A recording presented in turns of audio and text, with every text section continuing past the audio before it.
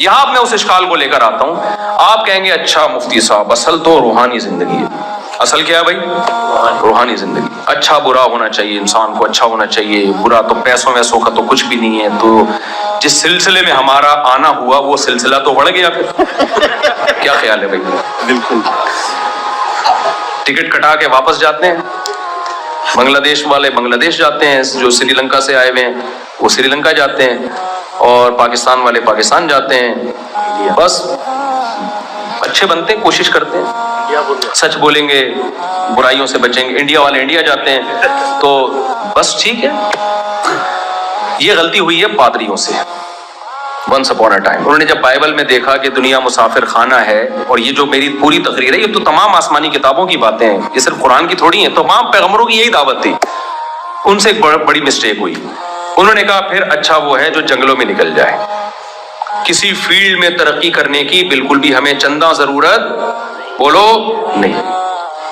اب ہمیں کچھ بھی نہیں کرنا، اب ہمیں اللہ اللہ کرنا ہے، تہجد پڑھنی ہے، نماز پڑھنی ہے، روزہ رکھنا ہے. تو پادری چلے گئے جنگلوں میں جا کے، اور انہیں رہبانیت ترک دنیا. رہبانیت کسے کہتے ہیں؟ دنیا کی تمام نعمتوں سے دستبردار ہو جانا. پھر انہیں شادی کرنا بھی چھوڑ دی. بھائی بیوی ہوگی تو خرچہ اٹھانا بولو پڑے گا، اور پھر اولاد ہوگی تو اس کی ٹینشن ہے بھائی اللہ اللہ. وہ ایک آدمی تھا جنگل میں، ایک قوم تھی، اس سے کسی نے پوچھا کہ تمہاری قوم میں بزرگ نہیں ہوتے؟ ایک پاکستانی سے کسی نے، کوئی کہیں چلا گیا، اس نے کہا ہم لوگ کے یہاں بہت چھوٹے موٹے بزرگ نہیں رکھتے، ہم لوگ ہوتے کم ہیں لیکن خاندانی بزرگ ہوتے ہیں. اس نے کہا کیسے یار؟ اس نے کہا ہمارے جنگل میں ایک بزرگ ہے، ہماری قوم میں بہت نیک آدمی ہے، تو اتنے نیک ہیں کہ انہوں نے دنیا چھوڑ کے جنگل میں جا کے اللہ اللہ کرنا شروع کر دیا.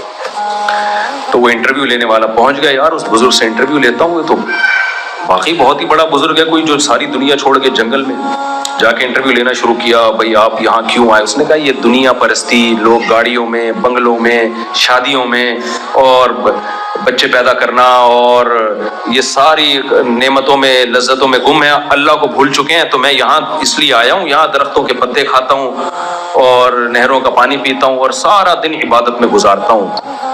وہ بڑا متاثر ہوا، یار واقعی تمہاری قوم میں ایک بزرگ ہے، لیکن ہے وہ کیا؟ یعنی تم لوگوں نے کوالٹی پہ کو فوکس کیا ہے، کوانٹٹی پہ تمہارا زور نہیں. میں جب اپنے بیان میں بتاتا ہوں اتنے بچے اتنے، تو لوگ، ایک صاحب نے میرے بیان میں کمنٹس کیے کہ مفتی صاحب کوانٹٹی سے زیادہ نا کوالٹی کو فوکس کرنا چاہیے. دو ہوں تمیز کیوں؟ اتنے اتنے بچے، اتنی اتنی شادیاں، اتنے اتنے بچے، یہ بہت تقیانوسی ہے. کوانٹٹی کو نہیں، کوالٹی ایک ہو، ڈھنگ کا ہو. یہ وہ لبرل لوگوں کا نعرہ ہے کہ ہر برائی پہ لیبل کیا لگایا جاتا ہے؟ اچھا. یہ فرض کر لیا گیا ہے کہ کم ہوں گے تو کوالٹی وائز اچھے ہوں گے، حالانکہ یہ فلسفہ ہی غلط ہے. بہن بھائی ایک دوسرے کی جیسی تربیت لاشعوری طور پہ کر رہے ہوتے ہیں ویسی ماں باپ نہیں کر پاتے. بچوں کی ایک پوری گیدرنگ جب تک نہیں ہوگی، بچے خود بھی اچھے نہیں ہو سکتے، بہت مشکل ہے. میں یہ نہیں کہہ رہا جن کے دو ہیں وہ خراب ہیں، اس میں یہ لمبا ٹاپک ہے، لیکن یہ نعرہ غلط ہے کہ کوالٹی جو ہے نا وہ کوانٹٹی بڑھے گی تو کوالٹی خراب ہو جائے گی. ایسا ہوتا نہیں ہے. خیر، ہمارے پاس ایسے بھی جن کے 10 ہیں، سارے نیک ہیں، اور ایسے بھی ہیں ایک ہی بچہ، اس کی مشہور ہے کہ ایک ہی انڈا وہ بھی گندا. یہ تو اللہ کے کام ہے بھائی، آپ تو اپنے حساب سے تربیت کی کوشش کرو، باقی جس کو بنانا ہوگا اللہ بنائے گا. نوح علیہ السلام نے کتنی تربیت کی، بیٹا پھر بھی کافر. تو خیر، تو وہ بزرگ سے انٹرویو لیا، اس نے کہا میں تو پتے کھاتا ہوں اور میں یوں، اور انہوں نے کہا یار ان لوگوں نے کوالٹی کو فوکس کی ہے بزرگوں کی، کوانٹٹی کو فوکس. ہمارے یہاں ہول سیل کے حساب سے بزرگ ہیں، اتنے نیک نہیں ہیں، یہ تو بہت ہی نیک بزرگ ہیں. آخر میں جو انٹرویو لینے والا جب جانے لگا، اس نے کہا حضرت آپ کا بزرگ ہونا تو ثابت ہو گیا، آپ یہ بتائیں یہاں جنگلی جانوروں سے آپ کو ڈر نہیں لگتا؟ اتنے خطرناک ماحول. اس نے کہا ہم خدا سے نہیں ڈرتا، ان سے کیا ڈرے گا؟ اس نے کہا لے بھائی پروگرام یعنی ہم اللہ سے نہیں ڈرتا ہے. انہوں نے کہا یار ایک بزرگ نکلا، وہ بھی 2 نمبر. تو پادریوں سے کیا غلطی ہوئی، ہندوؤں سے کیا غلطی ہوئی؟ یہ تمام مذاہب میں کامن ہے یہ چیز کہ مذہب پہ اگر چلنا ہے تو دنیا کو چھوڑنا پڑے گا. ہندوؤں کے پنڈت میں آپ نے دیکھا ہوگا نا، آج کل تو یوٹیوب نے سب کو ایکسپوز کر دیا ہے، اور ہندوؤں کے پنڈت ایسے آ رہے ہیں جن کے جسم پہ کپڑے نہیں ہوتے، اور हड्डियों का ढांचा बने हुए होते हैं, दुनिया से बेरगबती। एक हिंदू ने मेरे बयान पे कमेंट किए कि ये मौलवी मुसलमानों के मजहबी रहनुमाओं को देखो, रिवो में घूम रहे हैं, फ्रांस जापान की सैरें हो रही है। हमारे पंडित होते हैं असल, खाना पीना छोड़ देते हैं, दुनिया से बेरगबती। उसने अपने लिहाज से सही बात की। तो ये सवाल आपके जहन में भी आ सकता है, भाई बात तो सही है, जब असल में रूहानी जिंदगी है तो कबाब कोफ्ते खाना क्यों खाएं फिर हम? तो खूब समझ लो, नबी सल्लल्लाहु अलैहि वसल्लम ने फरमाया ला रहबानियत फिल इस्लाम, इस्लाम में रहबानियत नहीं है, दुनिया नहीं छोड़ सकते आप। फिर सवाल पैदा होता है, जब दुनिया भी नहीं छोड़नी और असल जिंदगी भी रूहानी है, तो ये दोनों चीजों तो एक दूसरे के अपोजिट हैं, ये जमा कैसे हो सकती हैं? ये इस्लाम का कमाल है। समझते होगे नहीं समझते? इस्लाम ने आपको हिदायत दी है कि देखो ये दुनिया पैदा मैंने तुम्हारे लिए की है, अवॉइड करने के लिए पैदा नहीं की है। कुल मन हर्रम ज़ीनतल्लाहिल्लती अखरज लिइबादिही वत्तय्यिबाति मिनर रिज़्क़। ए नबी, इनसे आपके मुशरिकीन यही तो करते थे, ये ऊंट बुत के नाम पे छोड़ दिया, ये हम नहीं खा सकते, ये गाय का, ये फलाना गोश्त नहीं खा सकते, जैसे हिंदुओं में गाय का गोश्त है कि भाई मजहबी उनका वो है, नहीं खा सकते। अल्लाह ने कहा कि ए नबी, इनसे कह दीजिए कौन है जो तुम पे पाबंदी लगा रहा है कि ये नहीं खा सकते, वो नहीं खा सकते? ये तो सारी नेमतें अल्लाह ने तुम्हारे लिए पैदा की हैं, इज्तिनाब करने के लिए थोड़ी पैदा की हैं। अल्लाह ने दूध की नेमत को कुरान में कैसे एहतमाम से बयान किया, व इन्न लकुम फिल अनआमि लइब्रा, इन चौपायों में तुम्हारे लिए इबरत का सामान है। नुस्कीकुम मिम्मा फी बुतूनिही मिन बैनि फरथिन व दमिल लबनन खालिसन साइगल लिशारिबीन, सूखा चारा इन जानवरों को खिलाते हो, कैसा चिकना गाढ़ा दूध हम तुम्हारे लिए निकालते हैं। तो जब ये दूध पिया करो तो पिलाने वाले को याद किया करो। इसकी मिसाल ऐसे है, एक माँ अपने बच्चे को फीड कराती है, दूध पिलाती है, खिलाती है, पिलाती है, बड़े होकर फिर उसको समझाती है कि देख मैं तेरी माँ हूं, मैंने तुझ पर ये एहसानात किए हैं, लिहाजा तू मुझे मान। बच्चे ने उन एहसानात को लिया होगा तो माँ को मानेगा ना। अगर उसने डब्बे का दूध पिया है तो माँ कह सकती है कि तुम्हें मैंने दूध पिलाया? वो कहेगा अम्मा आपने नहीं पिलाया, मुझे कंपनी ने दूध पिलाया है, ये कहेगा ना। माँ कहेगी देख मैंने तुझे जो है ना वो किस तरह अपनी गोद से लगा के रखा कई साल तक। वो कहेगा नहीं, तूने तो मुझे किसी और के हवाले कर दिया था, उसने पाला है मुझे। मोहब्बत जब ही होगी जब उसके एहसानात को आप कबूल करें और उन नेमतों से लुत्फ अंदोज हों। अल्लाह कहता है कि मैं तुम्हें अच्छा इंसान बनाना चाहता हूं और अच्छा बनने के लिए तुम्हें कुर्बानी देनी पड़ेगी। सच बोलने के लिए कुर्बानी देनी पड़ती है, झूठ बोलने के लिए कुर्बानी नहीं देनी पड़ती। शराब से बचने के लिए कुर्बानी देनी पड़ती है, शराब पीने के लिए कुर्बानी नहीं देनी पड़ती। जिना से बचने के लिए कुर्बानी देनी पड़ती है, जिना करने के लिए कुर्बानी नहीं देनी पड़ती। और माँ बाप को बुढ़ापे में उनकी खिदमत के लिए कुर्बानी देनी पड़ती है। ओल्ड हाउस में जमा कराने के लिए कुर्बानी बोल क्यों नहीं रहे भाई मेरे, नहीं देनी पड़ती। रिश्तेदारी जोड़ने के लिए कुर्बानी देनी पड़ती है, तोड़ने के लिए कुर्बानी नहीं देनी पड़ती। निकाह करने के लिए कुर्बानी देनी पड़ती है, निकाह से बचने के लिए कुर्बानी नहीं देनी पड़ती। बूढ़े माँ बाप को जब डांटें और उनके सामने उफ ना कहो, इस कंट्रोल के लिए कुर्बानी देनी पड़ती है। उनको झाड़ पिलाने के लिए कुर्बानी नहीं देनी पड़ती। सारी जिंदगी बीवी से वफा करना और उसको कमा कमा के खिलाना और फिर भी उसको अपने घर में रखना, इसके लिए कुर्बानी देनी पड़ती है। छोड़ने के लिए कुर्बानी नहीं देनी पड़ती। बीवी से वफा करना कि सिर्फ मेरी नजर बीवी पे उठे, इसके अलावा किसी और को मैं ताक झांक के ना देखूं, इसके लिए कुर्बानी देनी पड़ती है। लड़कियों को देखने के लिए कुर्बानी नहीं देनी पड़ती। हराम से बचने के लिए कुर्बानी देनी पड़ती, हराम खाने के लिए कुर्बानी नहीं देनी पड़ती। बहुत सारी इसकी मिसालें हैं। तो अल्लाह को पता है कि कुर्बानी इंसान वहीं देता है जहां किसी से मोहब्बत हो या किसी का खौफ हो। ऑर्डर देने वाले की मोहब्बत होगी तो आप कुर्बानी दोगे, ऑर्डर देने वाले का खौफ होगा तो आप कुर्बानी दोगे, अदरवाइज आप कुर्बानी नहीं दे सकते। देखो आपकी अल्लाह ना करे कोई गर्लफ्रेंड, आप उसको तलाश कर रहे थे, उसने आपको कहा कि रात 2:45 बजे फलां पार्क पे आ जाना। आप नींद कुर्बान करोगे कि नहीं करोगे? अगर मोहब्बत है। बेगम ने कहा रात 2:30 बजे मुझे कायदे आजम के मज़ार पे ले जाओ। आप बोलोगे तुम्हारा दिमाग सही है, क्या ख्याल है? جو کوئی ٹائم ہے قائد اعظم کے مزار پہ جانے کا؟ حالانکہ وہیں تو سیٹنگ ہوئی تھی، شادی وہیں بیٹھ کے ہوئی ہے. اب اس کو پرانی یادیں آ رہی ہیں کہ جہاں ہم ڈیٹ لگائے مارا کرتے تھے قائد اعظم کے مزار پہ یا فلاں جگہ جایا کرتے تھے. تو آپ کیا بولے، تمہارا دماغ صحیح ہے؟ محبت جب انسان کو ہوتی ہے نا تو بڑی سے بڑی قربانیاں دے دیتا ہے انسان. آپ کو اپنے کاروبار سے محبت ہے، آپ اس کے لیے قربانی دیتے ہو. آپ کو اپنے ملازمت سے محبت ہے، باس کی الٹی سیدھی آپ بولو برداشت کر لیتے ہو. ایئر ہوسٹس کے اخلاق کتنے خاندانی. ہم قرآن و سنت میں جو اخلاق دیکھتے ہیں نا، ایئر ہوسٹس کے علاوہ وہ اخلاق مجھے کم از کم کہیں بھی نظر، سوائے مولانا طارق جمیل صاحب میں ہوں گے، اس کے بعد ایئر ہوسٹس میں اور کہیں نظر نہیں آتا. مولانا طارق جمیل صاحب اللہ ان کی عمر ان میں دیکھے ہم نے، بہت برداشت اللہ نے دی ہے. ان کی فون پہ کال ریکارڈ ہوئی تھی نا، کسی نے اتنی بدتمیز بات کی، کیسے بڑا، شاید میرے اندر بھی نہیں برداشت ہوئی تھی.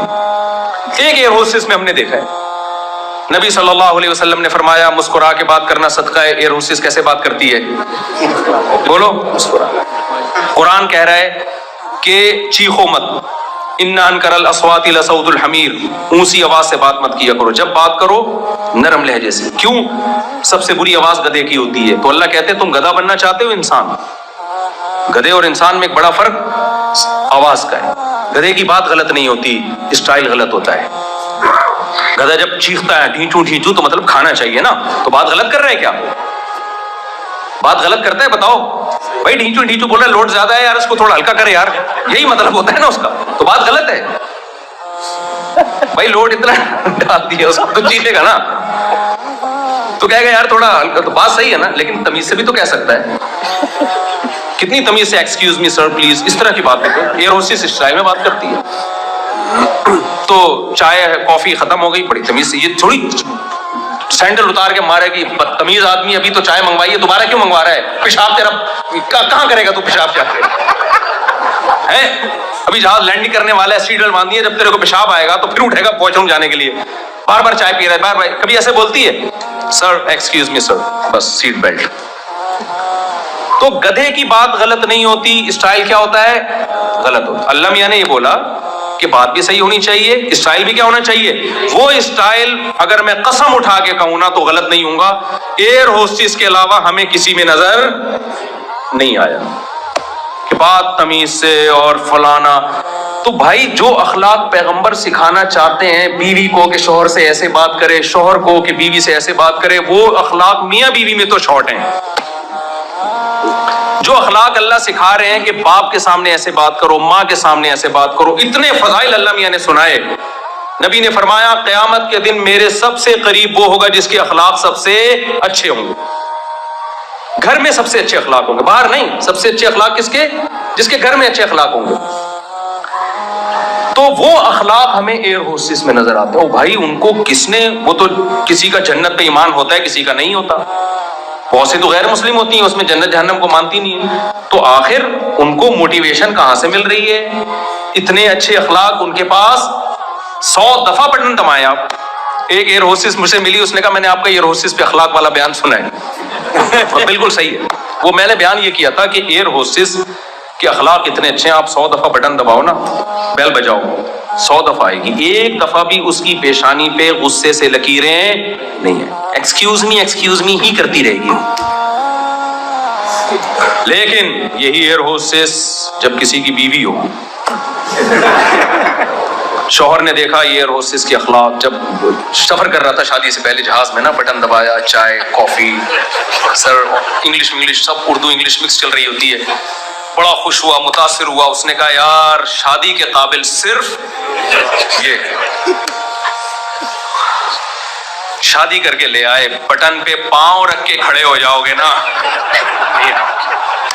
بٹن ٹوٹ جائے گا، نہیں آئے گی وہ نہیں. کیونکہ آپ اس کو وہ تنخواہ نہیں دے رہے جو کمپنی دے رہی. کمپنی اور ریٹائرمنٹ پہ اس کو الگ پیسے دے رہی ہے، تنخواہ الگ دے رہی ہے، علاج اس کا فری ہو رہا ہے، بہت ساری سہولتیں مل رہی ہیں. سفر فری ہے اس کا، ملکوں کی سیر کر رہی ہے، گھوم رہی ہے، پھر اس کے گریڈ بھی بڑھتے چلے جا رہے ہیں، ایک ٹائم پہ جا کے آفیسر بن جائے گی. تو اس کو موٹیویشن مل رہی ہے پیسوں سے، عزت سے. تو وہ کیا کہتی ہے؟ اس کو محبت ہے پیسوں سے، ہر ایک کو ہوتی ہے، اس کو بھی ہے. تو یہ محبت نے اس کے اخلاق ٹھیک کر دیے کہ نہیں کر دیے؟ کیا خیال ہے بھائی؟ اگر اس کو اپنے شوہر سے بھی اسی طرح محبت ہو جائے، عاشق ہو جائے اس کے اوپر، وہاں بھی بٹن دباتے ہی، بٹن دبانے سے پہلے پہنچے بھی ہوگی. لیکن عام طور پہ چونکہ اتنی جذباتی محبتیں ہوتی نہیں ہیں میاں بیوی میں، شروع میں ہوتی ہیں، اس کے بعد پروگرام بڑھ جاتا ہے تھوڑے دنوں میں. تو ہاں، اللہ سے اگر اس کو محبت ہوگی تو پھر شوہر بٹن پہ ہاتھ رکھے گا، فوراً حاضر ہو جائے گی. کیوں بھائی؟ اس کو پہلے سیلری سے محبت تھی، اب کس سے ہے؟ اللہ سے. اور اس کو نے اللہ کے رسول کا یہ پیغام سنا ہوا ہے کہ وہ عورت جنت میں نہیں جا سکتی جس کا شوہر اس سے ناراض دنیا سے چلا گیا نا. جنت کا راستہ نبی نے فرمایا جس عورت کا شوہر ناراض ہو کے اس سے سو جائے وہ اس کی تہجد بھی اللہ قبول نہیں کرتا. اب اللہ سے محبت ہوگی تو اللہ کی محبت میں پھر اچھے اخلاق کر لے گی. اسی طرح شوہر کو بیوی کا حق جب ادا کرے گا جب محبت کس سے ہوگی؟ بولو، اللہ سے. کتنے لوگ میں نے دیکھے ہیں اپنی زندگی میں دیکھے ہیں 30 سال بیوی پیرالائز رہی ہے، اس کی خدمت میں گزار دی. کیوں بھائی؟ یار کسی کی بیٹی ہے یار، اگر میں اس کو اس حال میں چھوڑوں گا تو میں اللہ کو کیا منہ دکھاؤں گا؟ اللہ کی محبت میں برداشت کیا، پیرالائز بیوی، یعنی شادی کے بعد کوئی بیچاری کو ہو گیا ہو سکتا زندگی مرگی کے دورے پڑنے شروع ہوئے، عورت کو برداشت کیا. نہیں بھائی، علاج کراتے رہے. ایک دفعہ پیشانی پہ لکیر نہیں آئی کہ یار کہاں پھنس گیا میں. کیوں بھائی؟ ہم نے اس کا اجر کون دے گا؟ تو بھائی جب تک اللہ آپ کی ڈکشنری میں، آپ کی سوسائٹی میں نہیں ہے، آپ اچھا انسان بننے کا تصور دماغ سے بولو نکال. اللہ سے محبت ہوگی تو سارے کام ہو جائیں گے، ورنہ نہیں ہو سکتے. میں سمجھا پا رہا ہوں اپنی بات؟ اللہ سے محبت ہوگی تو شراب چھوٹے گی، اللہ سے محبت ہوگی زنا چھوٹے گا، اللہ سے محبت ہوگی بیوی کا حق ادا ہوگا، اللہ سے محبت ہوگی ساس سسر کا احترام کرو گے، بھائی یہ ماں باپ کی طرح ہیں. اللہ سے محبت ہوگی عورت اپنے ساس سسر کی خدمت کر لے گی. بھائی اللہ نے انسان میرے سے ایک ریلیشن، آج ہر آدمی انڈیویجولی زندگی گزار رہا ہے، انفرادی، میری پرسنل لائف. خوب سمجھ لو، گوروں کے ہاں اچھائی اور برائی کا تصور الگ ہے، اللہ کی نظر میں اچھائی اور برائی کا تصور الگ ہے. یہ مت بھول جانا کہ آپ مسلمان ہو، آپ کلمہ گو ہو، آپ قرآن کو مانتے ہو، ہمیں قرآن نے ہدایت دی ہے. ان کے ہاں جوا کھیلنا برا بولو نہیں ہے. قرآن کہتا ہے انما الخمر والمیسر والانصاب والازلام رجس. اے ایمان والو، شراب اور جوا پلید ہے، حرام نہیں کہا، پلید کہا ہے. حرام سے اوپر کا لفظ ہے پلید. حرام تو بہت ساری چیزیں ہوتی ہیں، ناپاک تھوڑی ہوتی ہیں. چوری کا مال حرام ہے، ناپاک بولو نا نہیں ہے. لیکن اللہ نے جوے سے جیتے ہوئے مال کو کہا ایسے جیسے گو کھا رہے ہو، اتنا حرام ہے، گند کھا رہے ہو تم. شراب کو اللہ نے صرف حرام نہیں کہا، شراب کو کیا کہا؟ پلید. آپ کسی سے چوری کر کے مال کھاتے ہیں، آپ آب زمزم کی بوتل چوری کر کے پی رہے ہیں، حرام ہے، پلید تھوڑی ہے. لیکن اللہ کہتا ہے کہ تم اگر شراب پیتے ہو صرف حرام نہیں ہے بلکہ کیا ہے؟ پلید ہے. کپڑوں پہ لگ جائے گی، نماز نہیں ہوگی. گوں کیوں کھا رہے ہو تم؟ یہ انسانوں کے کھانے کی چیز اور پینے کی چیز بولو نا نہیں ہے. تو غیر مسلموں کے ہاں اچھائی برائی کا معیار الگ ہے. اسلام کا معیار کیا ہے؟ اسلام وہ بتاتا ہے جو اللہ کہہ رہے ہیں. اسلام انسانوں سے پوچھ کے تھوڑی بتائے گا. انسانوں سے پوچھو گے تو انسان سب سے پہلے اپنے آپ کو فیور دیں گے. اگر کوئی شراب پیتا ہے وہ شراب کو برا کہے گا؟ وہ لا میں انلیگل قرار دے گا؟ بھائی وہ ہمارے یہاں ہوا تھا نا کہ وہ افغانستان میں 1996 میں کوئی جو افغانستان کے سربراہ نے اعلان کیا کہ چور کا ہاتھ کاٹا جائے گا نا، جوش میں آ کے ہمارے وزیر اعظم نے بھی اعلان کر دیا ہم بھی چور کا ہاتھ کاٹیں گے. اگلے دن انہی کی ہاتھ کی کٹی ہوئی تصویریں آ رہی ہیں کہ بھئی یہ پاکستان میں یہ قانون نافذ ہو گیا، چور کا ہاتھ کٹے گا. جنہوں نے قانون بنایا سب سے پہلے ان کے ہاتھ کارٹون آ گئے نا کٹے ہوئے. ظاہر ہے بھائی نہیں بنائیں گے. وہ کیوں نہیں بنائیں گے؟ بہت سو پہ کیس ہوگا، وہ خود کٹ کٹا کے قیمہ بن جائے گا. بھائی ان کا اتنی چیزیں کٹیں گی ان کی، کیس بہت بڑے بڑے ہیں. انسان جب قانون سازی کرتا ہے سب سے پہلے اپنے آپ کو فیور کرتا ہے. اللہ جب کرتا ہے تو سارے انسانوں کو ایک نظر سے دیکھتا ہے، کیونکہ اللہ سے کسی کا کوئی مفاد نہیں ہے. اس لیے حدود آرڈیننس جو ضیاء الحق کے دور میں نافذ کیے گئے، اس میں علماء نے کہا کہ یہ سزائیں جب نافذ ہوں گی اس میں گورنمنٹ کو معاف کرنے کا اختیار نہیں ہوگا. کیوں؟ حد ہے جیسے چور کا ہاتھ کاٹنا.